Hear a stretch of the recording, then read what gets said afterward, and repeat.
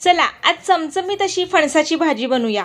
भाकरीसोबत तर एक नंबरच लागते बघा। त्यासाठी फणस अगोदर हाताला आणि चाकूला तेल लावून कापून घ्यायचा।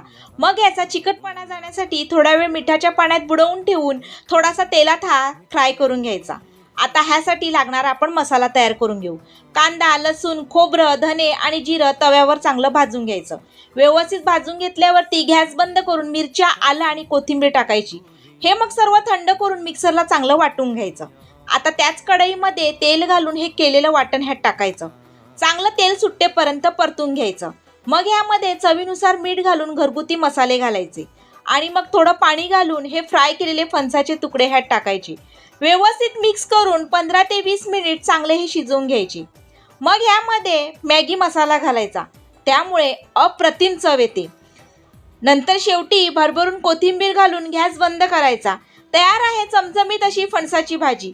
तुम्ही कधी ही भाजी खाल्ली आहे की नाही हे मला कमेंट करून नक्की सांगा।